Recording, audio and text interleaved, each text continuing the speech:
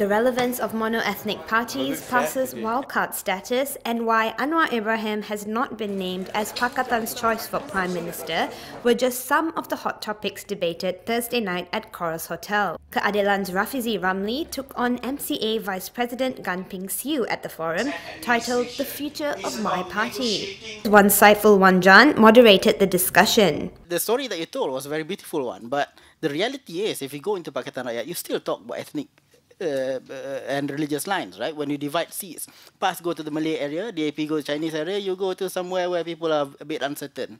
Is that not the case? There's a big difference between electoral positioning of candidates and the universal messages that the parties preach. The future of race-based politics was a topic constantly revisited throughout the night.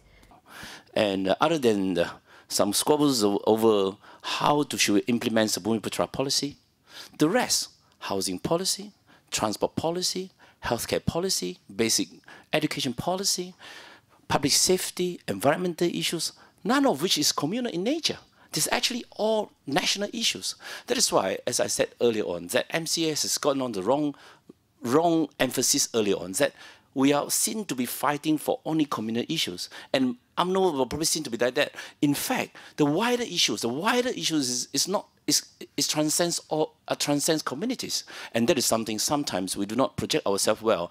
And because we're squabbling over the communal interests, and therefore we seem to be a communal, and partly because of the monoethnic party, and therefore it will be accused or even alleged to be nothing but communal in nature. Yeah.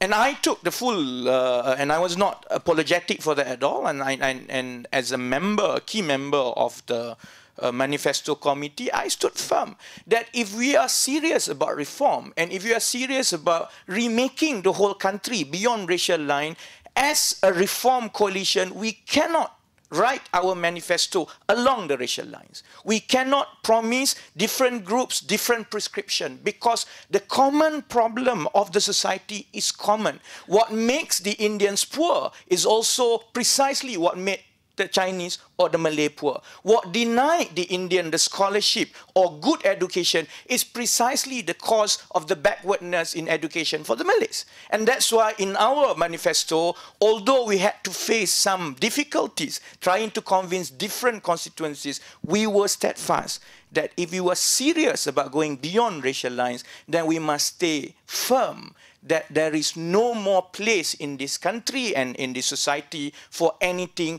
that is drawn along racial lines. And that really, really differentiates between Pakatan Rakyat and Barisan Nasional. Thank you very much. Thank you. The leaders shared light-hearted banter, but Gan did not hesitate to take Pakatan to task for PAS's perceived lack of loyalty.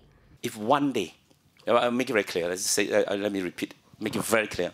If one day, when PAS has become so irrelevant, even the Muslim will find PAS theocratic ambition is not suitable for this country, and then this maturing process is there, and the preconditions for a two coalitions competitions on healthy policies and implementation directions, and then that the precondition is fulfilled.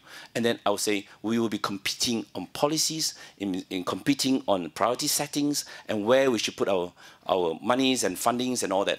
And then, only then, it will be a healthy competition. But now, on the one hand, you have a Barisan Nasional. Well, you may complain it's more very communal in nature. And you have Pakatan. But don't forget, PAS is a wild card. PAS has openly said that it's prepared to work with any political party that is going to help them to implement their the theocratic ambitions. And that, I think, is not my problem. It's my problem. It's a national problem. It is more of a PKR problem. Without Anwar Ibrahim, where they can hold on to PAS as it is now, even it's like Kedah, for example. The debate was feisty and both candidates did hold their own, but Wan Saiful Wanjan feels there may have been one clear winner. I think because of the crowd that we have here, Rafizi came out better, and he was received better by the audience. And you can see that people were clapping, they liked his message. That was why, you know, at the ending just now, I was saying that maybe if we were to take this conversation to a different area, it might be a very different reception. Both Rafizi and Gan say they enjoyed the debate and believe it's a healthy forum for discussion, but both had their criticisms as well. I was certainly encouraged, but the only reservation that I have is this sort of forums when it degenerates into a political speech, political rhetoric, and then it will not be very helpful. Do you feel that's what happened tonight? No, not exactly. Just maybe a small part of it will just get carried away. I also get carried away. I think Rafizi also get carried away then by putting up using political language rather than discussing ideas and the issues. I pity Gan because he had to defend a lot, which I think the expectation from the public and from the participants is quite clear. The problem is people, while I think I can speak for my party and for Pakatan, I don't think he can speak for MCA and Barisan Nasional. So unless actually whatever he says can be brought back to MCA and can be championed, it remains a political bantering that we have today here. The Foreign Correspondents Club hopes to organise more events like this one in the near future. Simisha Naidu, Kini TV.